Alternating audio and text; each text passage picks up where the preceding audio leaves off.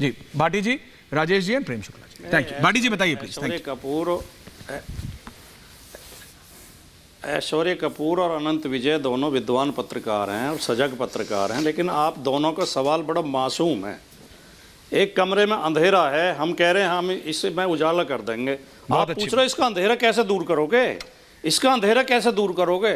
हम कह रहे हैं इसमें उजाला कर देंगे, आप कहे जा रहे हो अंधेरा कैसे दूर करोगे। जब उजाला होगा तो अंधेरा अपने आप दूर हो जाएगा। जब भारतीय जनता पार्टी जो मौजूदा सरकार है, एनडीए चुनाव तो प्रेम शुक्ला जी जवाब देंगे। इंडिया में होना है। जब एनडीए के खिलाफ माहौल है, एनडीए से लोग नाराज हैं, तो इंडिया से ही तो लोगों को उम्मीद है, और किससे तीसरे किसी पाकिस्तानी को तो वोट देंगे नहीं, बांग्लादेशी को तो देंगे नहीं, मतलब ही नहीं। दूसरी बात, जो आप कह रहे हैं कहाँ जीतेंगे कैसे जीतेंगे, मैंने जो बात कही है मैं फिर जिम्मेदारी के साथ दोहरा देता हूँ। 150 और 200 के बीच में एनडीए रुक जाएगा इस बार। लड़ाई मुद्दों की होगी, लड़ाई पीडीए की होगी।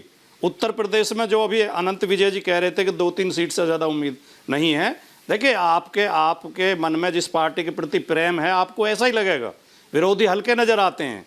उत्तर प्रदेश में 20 से तो समाजवादी पार्टी की गिनती शुरू होगी, 20 लोकसभा सीट से आगे हम कितना बढ़ेंगे, हमारी कोशिश रहेगी कि हम 50 तक पहुंचे। और कांग्रेस भी मैंने ठीक सुना जीत के आ रही है 2 अंकों में। कहना भी भाटी जी, मैंने ठीक सुना, और आप कह रहे हैं 50 सीट यूपी में समाजवादी पार्टी। हाँ, 50 तक बिल्कुल 100% 50 तक पहुंचने का प्रयास करेंगे। 20 से तो हमारी रिकॉर्ड शुरू होगी। मेरे को रिजल्ट वाले दिन ये बाइट चाहिए भाटी जी, इसको रिकॉर्ड करो। अब देखिए शर्मा, इसको रिकॉर्ड करो। Thank you. अब जो है बिल्कुल आप इसे करा दादा, हो गया। आप इसे रिकॉर्ड करके रखना। शर्मा जी, और ऐश्वर्य भाई एक बात और कह दूं अगर इजाजत हो। 2 बात बोल लो आज तो, नहीं अगर आप परमिशन दें। अरे 2 बात बोलो, ऐसी बात मत करो आप।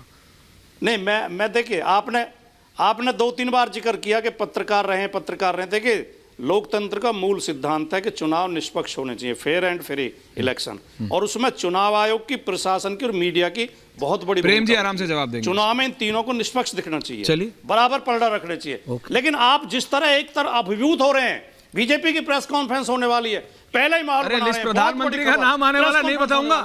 अखिलेश यादव की लिस्ट आई थी तब भी चलाया था। प्रॉब्लम आपके प्रॉब्लम आपके चश्मे में थे। सपा की लिस्ट आई, हमने घोषित किए थे उस दिन, तो आप इतने जोश में नहीं थे कि समाजवादी। अब मेरा जोश भी एनालाइज करोगे जब मीडिया ऐसा भेदभाव करने लगे। ये प्रॉब्लम तो लोकतंत्र की आम आदमी पार्टी ने अपनी लिस्ट जारी की थी तब भी ब्रेक किया था। राजेश जी आ रहा हूं, मीडिया भेदभाव अब सपा ने की थी तो भी करूंगा। अब आपको भाई करना था, जिसका नाम आपने कर दिया, अब आपके क्या करूं मैं। प्रेम शुक्ला जी, हम 31 प्रत्याशी हम घोषित कर चुके। अरे ब्रेक करा था सबसे पहले जी। अब आपके राष्ट्रीय अध्यक्ष के फोनों के साथ मैं ही था। हाँ करिए, प्रेम जी जवाब दे रहे। भाटी जी की बात हो गई हो तो मैं आगे बढ़ूं। अब बोलिए आराम से। देखिए पहले श्रीमान राजेश गुप्ता का मैं जवाब देता हूँ। प्लीज। पहले श्रीमान राजेश गुप्ता जी ने कहा कि पंजाब में ये बहुत जो है चूंकि मजबूत है, इसलिए जो है कांग्रेस के साथ खिलाफ लड़ेंगे। ये आज ही कांग्रेस के तमाम विधायकों ने आम आदमी पार्टी की भगवंत सिंह मान सरकार को विधानसभा में चोर कहा। ये पंजाब में चोर हैं और जो है दिल्ली में साहूकार हो जाएंगे।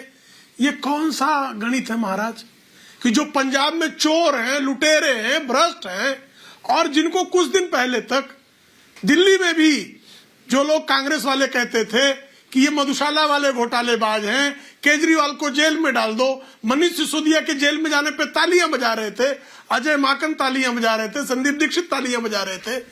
कैसे, ये कौन सा गणित है? आपको क्या लगता है कि जनता को जो है उसकी याददाश्त बहुत कमजोर है, वो भ्रमित हैं लोग? अभी कांग्रेस वाले हालांकि दैत्य कहते हैं अपने विरोधियों को, और बहुत सारे कांग्रेस के प्रवक्ता आते हैं तो जनता को ही मूर्ख कह के चले जाते हैं। अभी पंकज शर्मा जी पता नहीं क्या क्या क्या क्या बोले जा रहे थे हताशा के दौर में। अरे भाई, हमको 23 करोड़ वोट पिछली बार मिले, और अगर हम 44 करोड़ वोट ऐड करना चाहें तो आप इसमें पाखंड क्या है?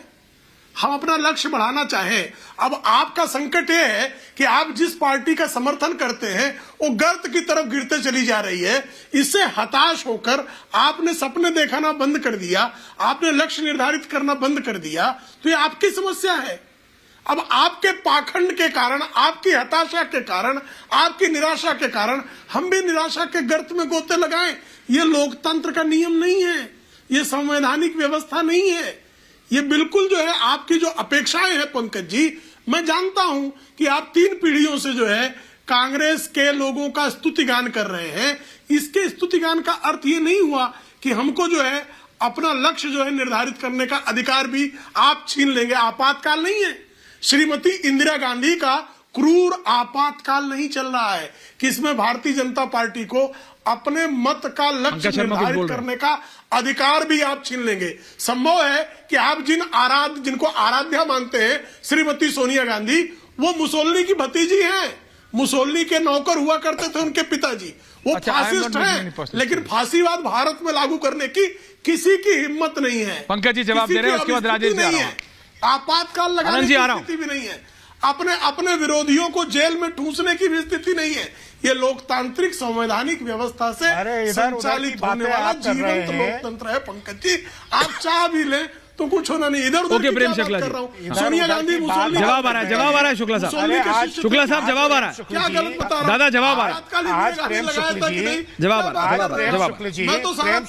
शर्मा जी जवाब दे रहे हैं, पंकज जी का जवाब तो ले लीजिए। प्रेम शुक्ल जी, आप ये कह के फंस गए, आप ये कह के आप फंस गए प्रेम शुक्ल जी, और आपने प्रधानमंत्री जी को फंसा दिया, क्योंकि आपने कहा कि प्रधानमंत्री जी चाहते हैं कि हर बूथ हम 44 करोड़ अतिरिक्त पाने का लक्ष्य पाए। एक एक करके सर, आपकी आपत्ति से क्या फंसाओगे? एक एक करके। जो मैंने सवाल पूछा, जो मैंने सवाल पूछा उसका तो जवाब दीजिए। 37 करोड़ अतिरिक्त वोट, 23 करोड़ पुराने, 60 करोड़ वोट, तो कुल 67 करोड़ मतदाता, कुल 67 करोड़ मतदाता मतदान करेंगे तो 60 करोड़ और ले आएंगे। अरे वाह वाह, ले आएंगे। नहीं, 67 करोड़ ही क्यों मतदान करेंगे? अधिक कर ले तो क्या प्रॉब्लम है? आपका 370 है। एंडिंग कमेंट्स के लिए आ रहा हूं सबके पास। 80 करोड़ मतदान करें तो आपको क्या आपत्ति है? 100% भी कर दें, 100% आपत्ति क्या है? आपको रोक देंगे, आप गोलियां चला देंगे आप मतदाताओं। अरे उनसे बर्दाश्त नहीं हो रहा है प्रेम शुक्ला जी, आप समझिए बेसिक बात है। 96 करोड़ में से 90 अरे पंकज जी से बर्दाश्त नहीं हो रहा है कि आप ऐसा सोच भी कैसे सकते हैं। अच्छा प्लीज रिलैक्स, एंडिंग कमेंट सबके पास आ रहा हूं। अनंत विजय जी, आनंद जी से शुरू कर रहा हूं, उनका ऑडियो थोड़ा गड़बड़ है इसलिए पहले आनंद जी के पास जा रहा हूं। आनंद जी, राजेश जी आ रहा हूं। अनंत विजय जी एंडिंग कमेंट ज्यादा बोलिए, ऑडियो ठीक है आपका, बोलिए।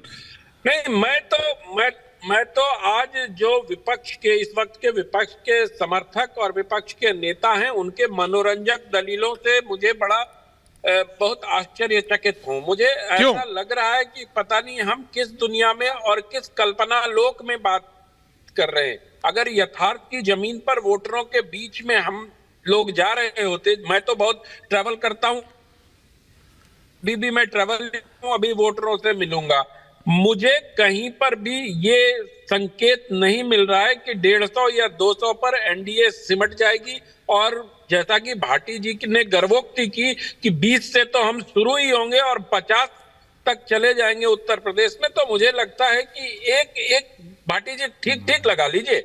मुझे लगता है कि जिस प्रकार से आप उत्तर प्रदेश में इतने बड़े दावे कर रहे हैं, और ऐश्वर्य जी आप इसको रिकॉर्ड कर ही रहे हैं, आपने कह ही दिया शर्मा जी से, तो भविष्य में जिस दिन चुनाव परिणाम आ रहे होंगे उस दिन इस बाइट को चलाना बड़ा मनोरंजक होगा। विपक्ष इसलिए कमजोर है कि उनके पास कोई नीति और विजन वो जनता के सामने प्रस्तुत नहीं कर सके, और जिस INDIA गठबंधन का बड़ा जोर शोर से भाटी जी एंडिंग कमेंट्स।